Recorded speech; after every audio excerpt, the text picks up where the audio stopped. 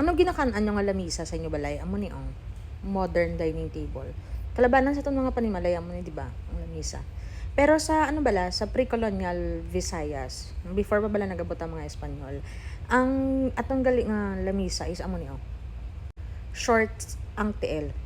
Short ang TL, tapos 20 meters ang distansya sa salog kag sa lamisa. Muna kagamay. Diba do, typical Asian table. Kay ano gali, inang taas ba lang nga lamisa nga ginagapungko ta. Iyan na yung gali kultura sang mga westerners, Spanish kag American nga nagcolonize aton. So na-adapt ang amo nakataas nga lamisa.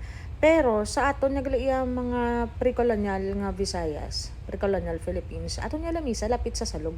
Kung isa gani sa salog to ako niya gakaon. So we are pretty much similar in terms of dining table sa aton Asian counterparts. Diba?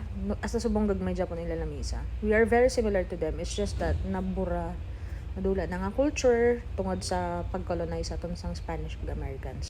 But now we're trying to remember them.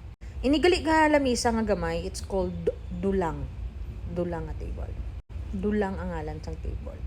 Also, ini nga mga paintings balao, these are watercolor paintings that is painted by a certain Jose Honorato Lozano sang Spanish era. So isa siya kuno sa pinaka talented nga watercolorist sa Spanish time. Filipino na siya.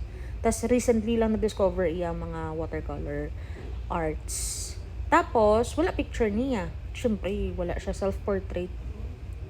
Hopefully makita ta sa soon kung sino. Basta iya ngalan si Jose Honorato Lozano. Iyan na mga paintings nami cute watercolor na siya guys. So I'm not really an artist, kind of visual artist, so hindi ko familiar, basta watercolor na siya iya gamit. So yeah, very talented ang mga Filipinos, diba? Kaysa kung gusto niyo mag-improve in your memory, kung ga-work ka mo permi ka mo galipat-lipat bala, hindi na siya normal kung permi ka mo galipat-lipat. Improve your memory, get my workbook.